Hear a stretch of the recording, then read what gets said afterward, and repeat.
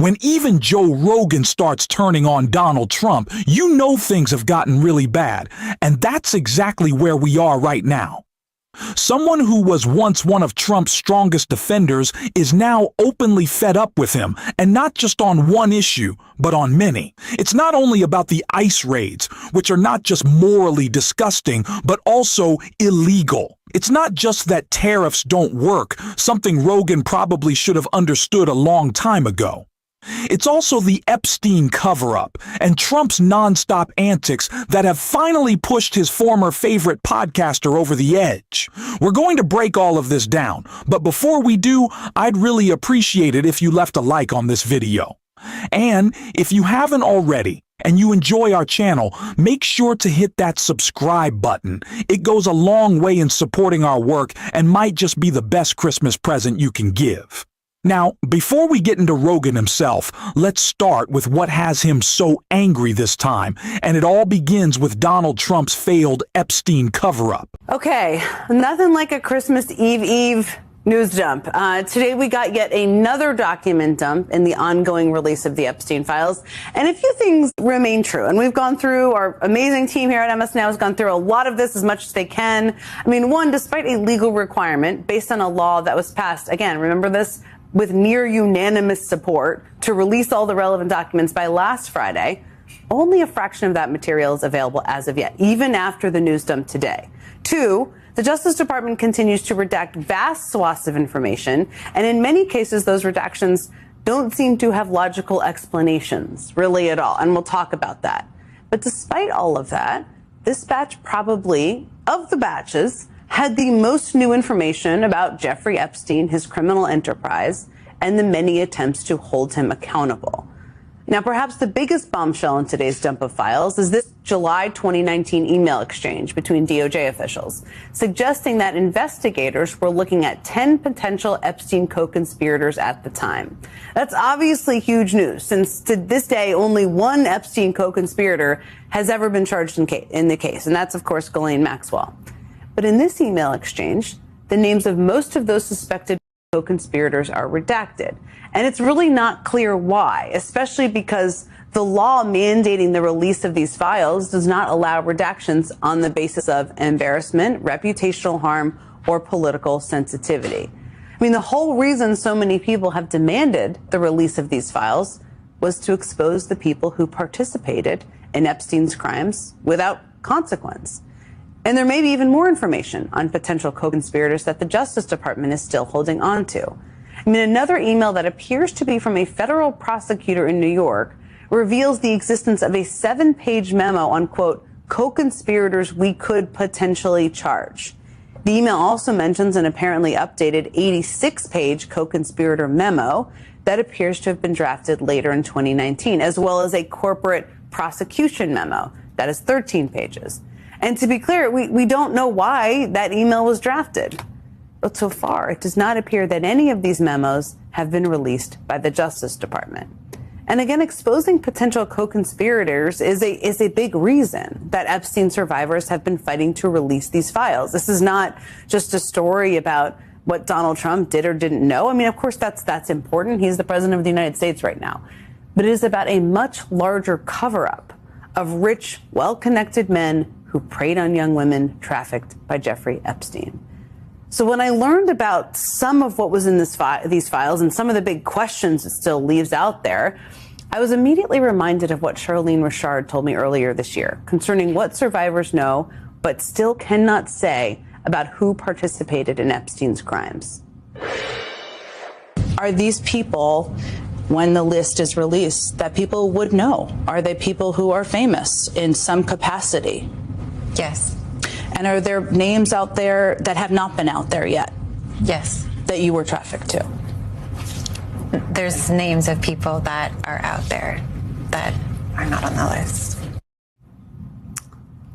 All of that is a reminder that there's still a lot we don't know. What planet did Donald Trump think he was living on where he could actually get away with this? I honestly don't know, especially when his own base is made up of the so-called just asking questions MAGA conspiracy podcaster crowd.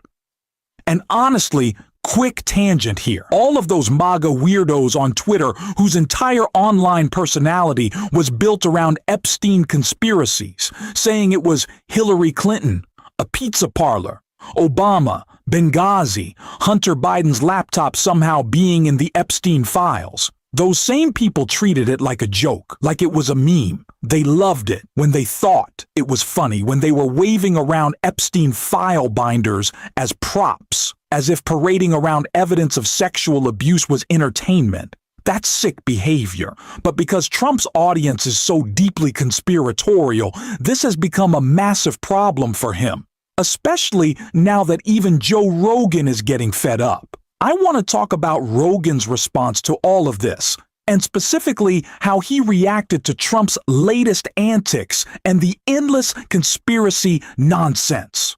So let's take a look at what Rogan had to say about Trump's most recent, completely idiotic move. Did you see how, I think it was, these days you don't know what has to be confirmed or not, but it looked like on the Kennedy Center, they started putting the name Trump on it. Yeah, he added his name to it. Yeah, it's crazy. And he took out the Kennedy Rose Garden, and you're like, what? Just take it away. Now it's like a cement fucking nutty. plot. There's nothing nuttier than the plaques underneath the president's That's insane. names. That's insane. Shane and I were just reading them the other day. It's insane. How is this real? It doesn't feel real. And Well, you're just like... how are you allowed to do that? That's the thing. It's I like, think how is he allowed to write that in on the those White plaques? House, you can just probably, as president, do what you want in the White House. Turns out you obviously can. Yeah. But nobody ever did it before. Those are going to get taken down. No, they'll be up forever. I don't think so. They're going to leave it like that forever. No fucking way. Yeah, like a museum piece. It's so crazy. They should have like the Trump wing. This is what happened when he was president. Look at this fucking lunatic. The auto pen photo of Joe Biden. And the actual what's written there is crazy. Crazy. This is It should widely be considered the worst president of all. Like, what are you talking about? It dude? should be like a museum. Yeah. It should be the facts of his presidency, what happened during his term, the Iraq war started and da-da-da. Yeah. It should be that. Of course. That's it. If that, And under Reagan, it's like Reagan liked Trump, and Trump liked him too. Trump was a fan of Reagan. What? Why is that relevant? Reagan was a fan of Trump. What? It's guys, Nuts. fucking crazy. But you can't just let someone just fucking fully swim in it like that. I know. So he needs like a right-hand man. You go, sir. I think they just... I understand the motive. Well, There is so much about how these Manosphere podcast guys present themselves that should completely clash with who Donald Trump actually is. What Joe Rogan is saying now, that this is embarrassing, stupid, and beneath the presidency, is exactly right. These are the same guys who claim they love America, say they want the country to win, wear flag merch, scream about patriotism on the 4th of July, and wrap themselves in nationalism. Yet somehow, they don't seem to care when the country is being humiliated on the world stage by one of the worst heads of state we've ever had. Is Donald Trump the worst world leader ever? That's debatable. There's stiff competition from people like Netanyahu and Putin, but he's absolutely in that conversation.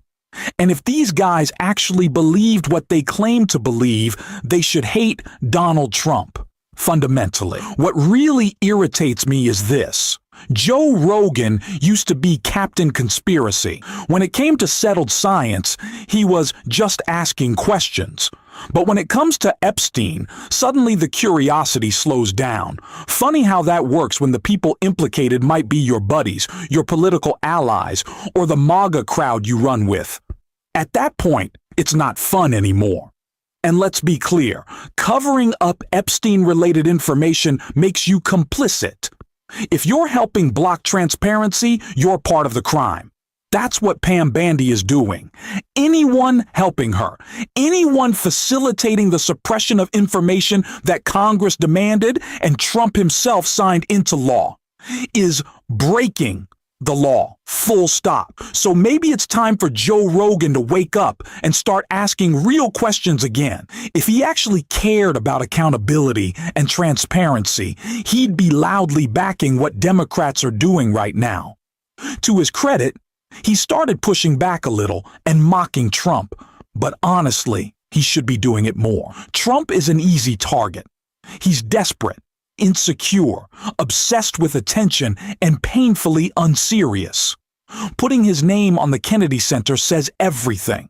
The only upside is that it put Donald Trump and memorial in the same sentence, which is ironic, because the way people will eventually celebrate his political exit won't be quiet or respectful. It'll be loud, relieved, and long overdue. And honestly, that's how these manosphere guys should feel too. Trump is an embarrassment to the presidency, to the country, and to anyone who claims to care about American values.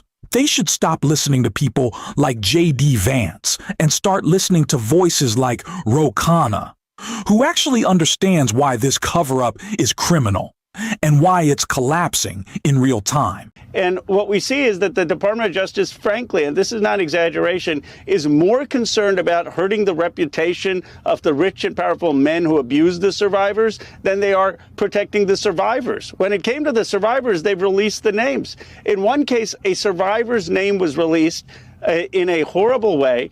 And she then asked why the FBI file which she was mentioned in was not released. They didn't release the file she's mentioned in, though she's requesting it, and they released her name. So they're breaking the law very clearly. I could keep going after guys like Rogan, but that's not really the point. What matters is calling out the hypocrisy. These are people who claim they fight elites and corporate power, yet Joe Rogan has a $200 million Spotify deal and hangs out with Trump and other billionaires. That's not anti-establishment. That is the establishment. They pretend to care about accountability and asking tough questions, but when it comes to Trump, they go quiet. The contradiction is obvious, and it needs to be called out. We're going to keep doing that on this show. If you want to support the work, hit subscribe, leave a like, and if you made it to the end, drop a blue heart in the comments, and until next time, I will see you soon.